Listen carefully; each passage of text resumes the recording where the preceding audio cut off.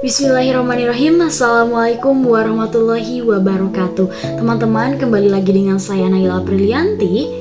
Kali ini kita akan membahas sesuatu yang sangat dekat dengan kita, yaitu tentang keluarga.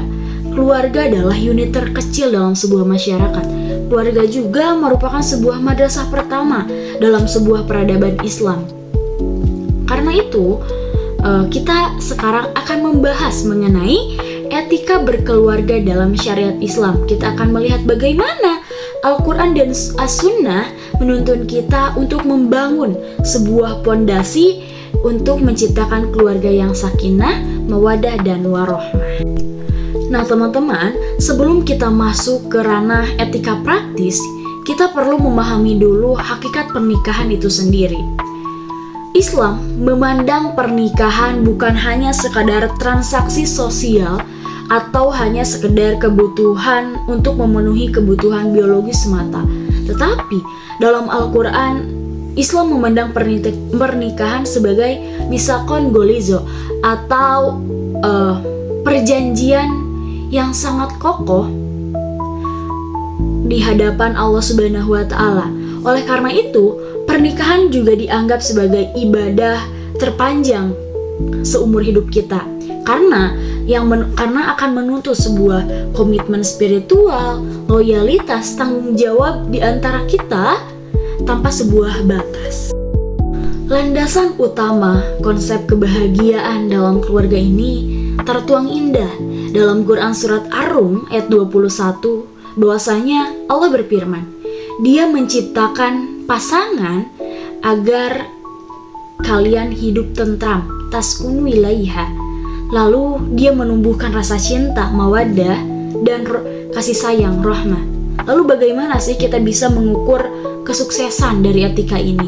Rasulullah SAW memberikan sebuah standar dalam sebuah hadis, khairukum li ahlihi wa anna khairukum li ahli. Artinya sebaik-baiknya kalian adalah yang paling baik sikapnya terhadap keluarganya. Artinya teman-teman, kesolehan seseorang tidak hanya diukur dari ritualnya di masjid, bagaimana ia sholat tahajudnya, bagaimana di masjidnya, bagaimana, tetapi juga dilihat dari bagaimana dia memperlakukan keluarganya.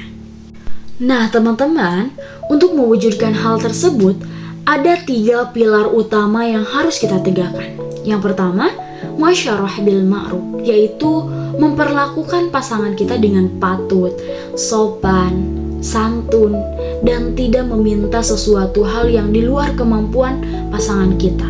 Yang kedua, musyawarah, yaitu dimana kita harus menyelesaikan segala urusan dalam rumah tangga atau menyelesaikan masalah dalam suatu rumah tangga, yaitu dengan diskusi, tidak dengan egoisme atau otoriter karena ia merasa gimana atau bagaimana, tapi selesaikan semua urusan dalam rumah tangga itu dengan musyawarah.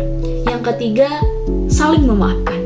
Karena teman-teman semua, tidak ada yang sempurna dalam diri manusia, tidak ada yang sempurna. Kita memahami bahwa pasangan kita memiliki kekurangan, kita memiliki kekurangan, jadi kita harus memiliki keikhlasan dan penuh kesadaran bahwa kita sama-sama memiliki kekurangan dan kita bisa bersyukur atas kelebihan yang kita miliki masing-masing. Nah teman-teman, setelah tadi kita melihat bagaimana landasan hakikat pernikahan, selanjutnya kita akan melihat bagaimana peran adil untuk suami maupun istri dalam syariat Islam. Bagi para suami, etika utamanya adalah menerapkan sifat qawwamah. Qawwamah bagaimana gitu ya? Yang pertama, kepemimpinan yang melindungi.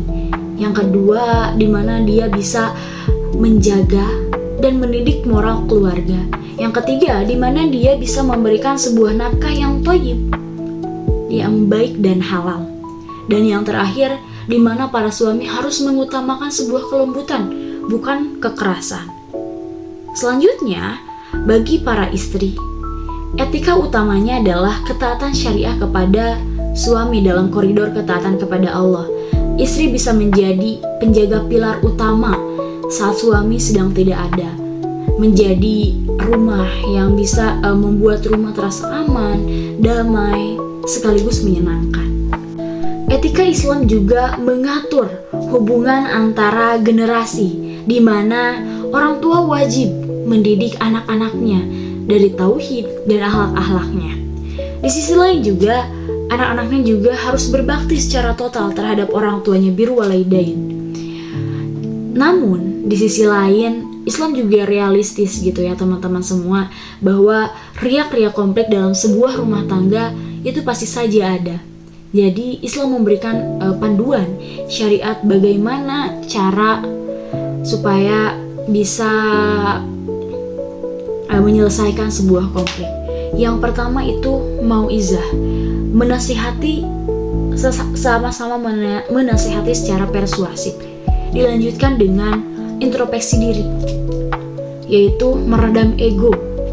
Jika hal tersebut sudah tidak bisa, maka dilakukan yang namanya hajar san, yaitu pisah ranjang namun tidak meninggalkan rumah. Namun jika dalam sebuah permasalahan itu masih menemui sebuah jalan buntu, maka hadirkanlah hakam atau mediator yang ada dalam sebuah kedua belah pihak keluarga. Teman-teman sekalian, sebagai penutup, mari kita camkan bahwasanya keluarga Islami bukanlah keluarga yang steril atau bebas sama sekali dari yang namanya masalah kehidupan, tetapi ia adalah sebuah bahtera yang menggunakan kompas Al-Quran dan As-Sunnah untuk menghadapi sebuah badai untuk mencapai dermaga surganya. Semoga Allah meridhoi ikhtiar kita dan mendamaikan, mententramkan keluarga kita masing-masing. Mungkin cukup sekian yang dapat saya sampaikan. Kurang lebihnya mohon maaf. Wa akhiran undur ma qala wa la tandur man qala. Wassalamualaikum warahmatullahi wabarakatuh.